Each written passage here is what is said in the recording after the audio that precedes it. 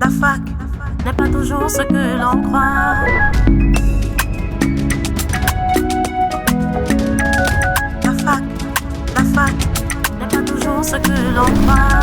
Chaque jeune rêve de ce jour merveilleux où il pourra quitter père et mère pour s'envoler vers la fac. Chaque jeune rêve de ce moment merveilleux où il pourra quitter père et mère pour s'envoler vers la fac.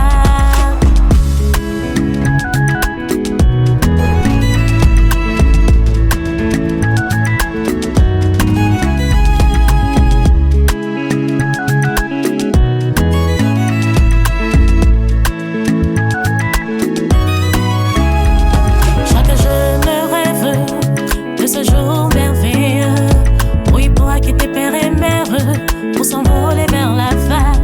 Chaque jeune rêve de ce moment merveilleux où il pourra quitter père et mère pour s'envoler vers la fac. Puis la fac, ce monde merveilleux. Puis la fac n'est pas toujours ce que l'on croit.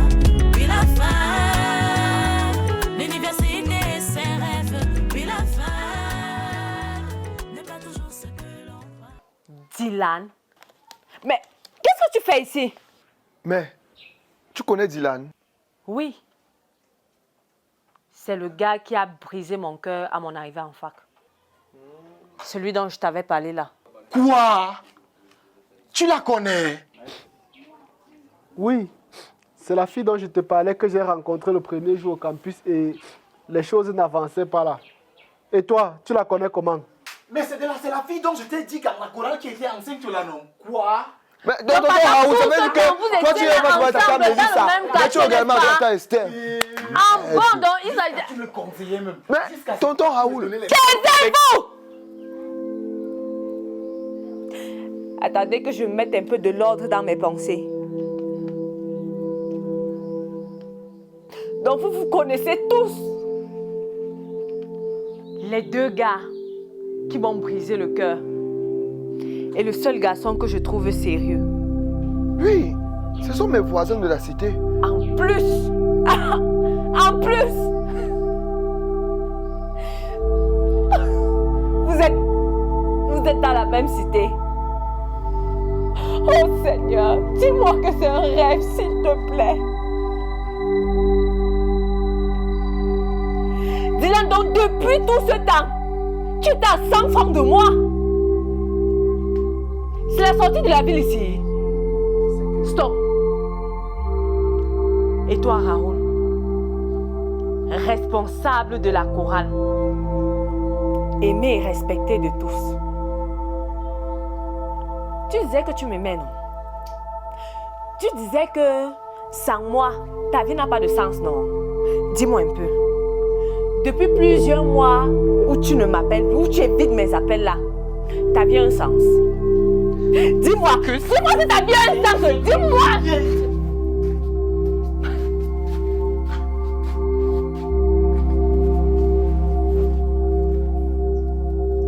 Tu as raison de dire que c'est compliqué. C'est même très très compliqué. Parce que vois-tu, je suis enceinte.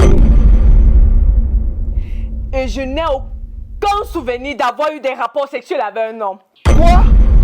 Comment ça? Ah oui. Hey. Depuis plusieurs mois, j'essaye de me creuser la cervelle pour essayer de comprendre ce qui s'est passé en regardant mon ventre grandir chaque jour. Et j'arrive toujours pratiquement à la même conclusion. Première hypothèse. Soit je suis la seconde Vierge Marie et le père de mon enfant est le Saint-Esprit. Même comme aucun ange ne m'a visité. Deuxième hypothèse, celle que je trouve d'ailleurs la plus plausible. Soit un homme, pendant les moments où nous avons passé au centre climatique, a mis quelque chose dans mon verre et m'a ensuite violée. Calme-toi, Esther, calme-toi. Ça va aller. Calme-toi, calme-toi. Esther, Ça va. je te jure, ce jour-là, je ne t'ai pas drogué. N'est-ce pas? On avait même bu dans la même bouteille. Je ne t'ai pas drogué. Et pourquoi je ne me rappelle de rien? Pourquoi? Je ne sais pas. Je t'assure. Crois-moi. Oui, c'est peut-être l'effet de l'alcool. Moi-même, plusieurs fois, quand je n'étais pas encore habitué avec l'alcool, quand je me réveillais le matin, je ne me rappelais plus de rien. Mais qui a donc mis le bébé dans mon ventre? Je veux comprendre qui? Il est possible que ce soit moi. Quoi? Calme-toi, calme-toi. Mais comment ça, tonton? Il est possible que ça soit toi, comment? C'est une longue histoire. Et je n'ai pas dit que c'est moi. Hein. J'ai tout simplement dit que c'est possible. Raconte alors ta longue histoire, espèce de faux type. C'est que cette nuit, on a presque eu des rapports sexuels. Quoi? Non, calme-toi, Esther. Mais tonton, Quoi? comment ça presque? Heureusement, vous êtes là. Lequel d'entre vous m'a fait ça? Lequel d'entre vous m'a fait ça? Arrête un peu. Pourquoi tu fais comme les folles comme ça? La police est bête à elle. Lequel d'entre vous m'a fait ça? Calme-toi, Madame Mélissa, calme-toi. Laisse-les d'abord, laisse-les d'abord, s'il te plaît, calme-toi. Comment? Qu'est-ce qui ne va pas? Oh mon Dieu. Pourquoi moi non? N'est-ce pas que choisi ton enfant? Je chante à la chorale tous les jours, non? Ils m'ont donné le sida. Oh Seigneur. Ça. Lequel des deux t'a donné le sida? Je ne sais pas. Raoul ou Dylan? Je ne sais pas. Je ne sais pas. Mais comment ça tu ne sais pas? Donc, quand on sortait ensemble, tu couchais aussi avec Dylan? Non. J'ai couché avec lui quelques fois après qu'on se soit séparés. Donc, tu m'as encouragé à la barrer comme ça? C'était pour sortir avec, n'est-ce pas? Non, Raoul, arrêtez, calme-toi, calme-toi. Mais Donc, je t'appelais bro, je t'appelais frère. C'est ça pourquoi tu me fais ça? Non, calme-toi. C'est ça pourquoi tu me fais ça? Pourquoi vous faites ça? La paix, là, ça ne va pas finir comme ça. Vous allez voir.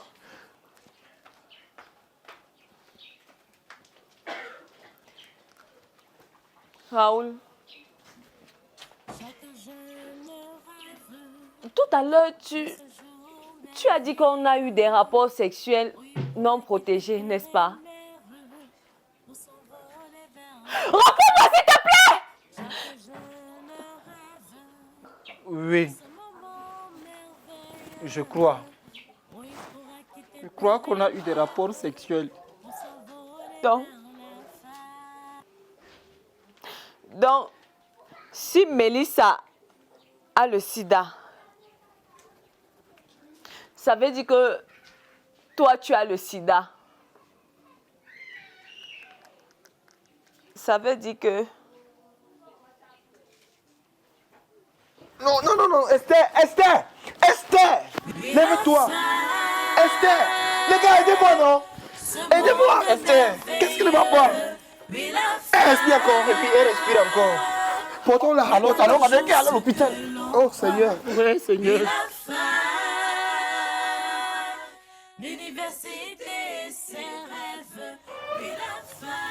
Comment t'appelles?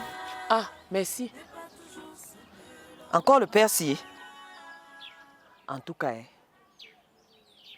Allô? Bonsoir, madame. Bonsoir. Que me voulez-vous encore? Encore comment? Bref, c'est juste pour savoir si vous avez vu ma fille. Quelle fille? Dont elle est perdue. Je pensais que c'est moi seule qui ne savais pas la surveiller, dont elle pouvait aussi échapper à votre vigilance. Hein? Là n'est pas la question, madame. Vous l'avez vue ou pas? Soyez poli, monsieur. Sinon, je vous raccroche au nez. Ne croyez pas que vous allez m'appeler pour m'insulter comme vous l'avez fait la dernière fois et je vais rester sans rien dire. Ok, madame, je m'excuse. Vous l'avez vue alors? Oui, je l'ai vue. Dieu merci. Elle est chez vous? Non, elle est partie. Comment ça? Ma maison n'est pas le refuge des prostituées, donc je l'ai chassée. Attention, madame. Ma fille n'est pas une prostituée. Ça, c'est votre problème. Si vous ne savez pas éduquer votre fille, ça, c'est votre problème. Ne m'importunez plus. Quoi, madame? Je ne vous le permets pas. Vous ne pouvez rien m'interdire, monsieur. Et en passant, venez déménager vos choses de ma chambre. Je ne veux plus... Quoi? Quoi? Allô? Hey, j'ai dit SO. Le père là me raccroche au nez. En tout cas, il viendra me trouver ici. Et tout ça à cause d'une petite prostituée. Tiens, va remettre mon téléphone en charge. Hey, reviens. S'il te plaît, hier soir, tu as dit que tu avais quelque chose à me dire. De quoi s'agit-il? Non, ma, c'est bon, ce n'était rien de grave. Tu es sûre? Juste, maman, j'aimerais comprendre l'histoire de Esther-ci, enceinte et vierge. Je te dis, ma fille, la petite là, elle embrouille les gens. Oh, qu'elle est enceinte et elle ne connaît même pas le père de son enfant. Vraiment, la petite là, elle m'a vraiment déçue. On croit connaître les gens, mais pourtant, Dieu merci, comme j'ai des filles posées qui m'écoutent. En tout cas, si quelqu'un essaye de faire ça avec mon enfant, je le... En tout cas, va remettre mon téléphone en charge.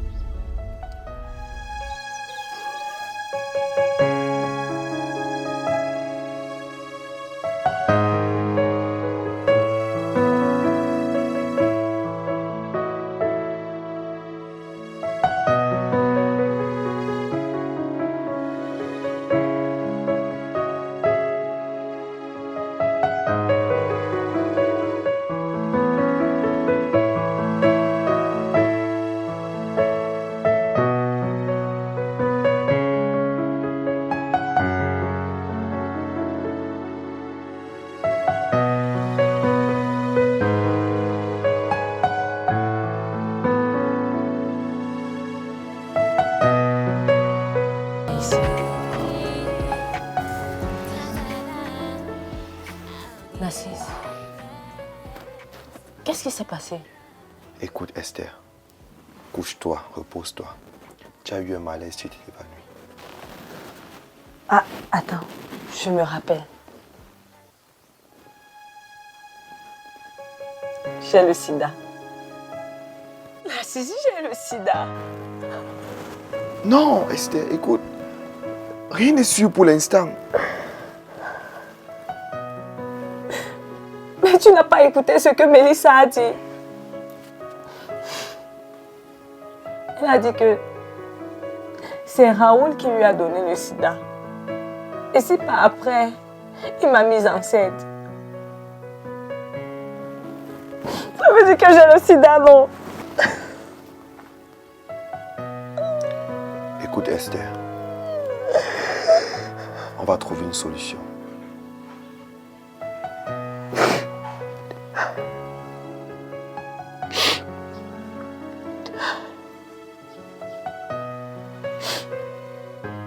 Où est ce Raoul?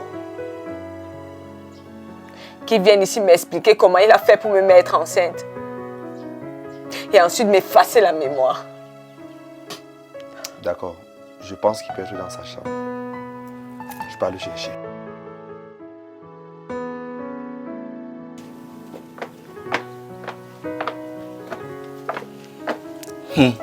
Tu vas mieux? Oui. Merci de t'en inquiéter. Approche.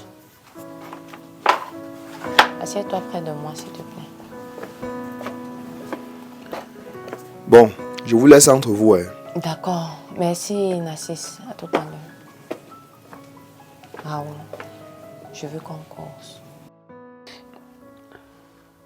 Gars, je suis fichu. Pourquoi tu dis ça, Dylan? Pourquoi tu fais comme si tu ignorais? N'est-ce pas, tu étais là tout à l'heure quand Mélissa est venue nous annoncer qu'elle a le sida? Et ça ne veut rien dire. Rien n'est prouvé.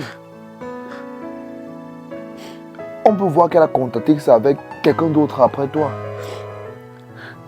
Quelqu'un d'autre après moi? Alors qu'on a eu des rapports sexuels non protégés avant-hier et que la journée qui nous sépare, ce n'est que la journée d'hier.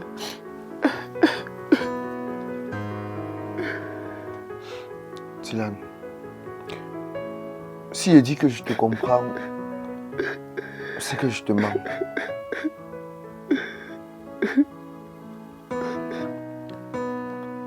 Parce que je n'ai jamais vécu une situation pareille à la tienne.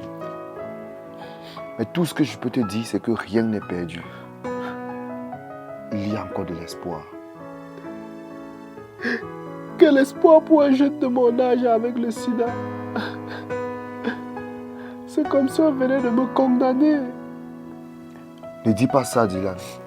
Écoute, rien ne prouve que tu es déjà contaminé. Et en plus, la médecine a tellement avancé qu'aujourd'hui, il est possible en fait, en suivant bien les traitements, de vivre avec le sida sans toutefois manifester les symptômes. Une vie condamnée à prendre des médicaments pour rester en forme. Non, c'est trop pour moi. S'il te plaît, laisse-moi seul. Je cherche à me suicider. Non, te tuer comment? Tu es devenu fou? Comment je peux te suicider? Écoute, tu n'as pas le droit de te tuer, tu n'as pas le droit de t'ôter la vie. Seul Dieu qui t'a donné la vie a le droit de t'ôter la vie. Je sais que tu as une période de ta vie où les choses sont compliquées et tu ne connais plus quel est le chemin. Mais Dylan, je connais le chemin. Je connais quelqu'un qui a le chemin. Cette personne t'aime. Elle veut guérir ton cœur. Elle veut changer ton cœur afin de faire de toi quelqu'un d'autre. Elle t'accepte tel que tu es. Et peut te libérer de toute forme d'addiction et même du sexe, ainsi que de l'alcool, afin que tu puisses être libre et vivre pleinement ta vie. Qui est cette personne? Cette personne s'appelle Jésus. Il l'a fait pour moi. Et il peut aussi le faire pour toi. Il te suffit juste de l'accepter maintenant. Maintenant. Comment? Ne t'inquiète pas. Je vais t'expliquer comment. Mais la question, est-ce que tu l'acceptes? Oui, je le veux bien. D'accord. Gloire à Dieu. La Bible dit dans Romains 10, verset 9, si tu confesses publiquement le Seigneur Jésus-Christ et si tu crois dans ton cœur que Dieu l'a ressuscité des morts, tu seras sauvé. Dylan, donne-moi ta main. Nous allons prier. Seigneur Jésus. Seigneur Jésus. J'ai besoin de toi. J'ai besoin de toi. J'ai longtemps marché par moi-même. J'ai longtemps marché par moi-même. Ça n'a rien donné de bon. Rien que peine et misère. Et ça n'a rien donné de bon. Rien que peine et misère. À présent, je suis fatigué. Et je viens me remettre à toi pour t'abandonner ma vie. À présent, je suis fatigué. Et je viens me remettre à toi pour te donner ma vie. Désormais, je suis à toi. Fais de moi la personne que tu désires que je sois. Désormais, je suis à toi. Fais de moi la personne que tu désires que je sois. Je t'accepte comme mon Seigneur, le maître de ma vie. Je t'accepte comme mon Seigneur, le maître de ma vie. Et comme mon sauveur, car tu es mort pour mes péchés. Et comme mon sauveur, car tu es mort pour mes péchés. Merci pour cette nouvelle vie que tu me donnes. Merci pour cette nouvelle vie que tu me donnes. Amen. Amen. Bienvenue dans la famille de Dieu, mon frère. Merci, mon frère. Merci. Wow, bienvenue. Ta vie ne sera plus jamais la même. Je te promets.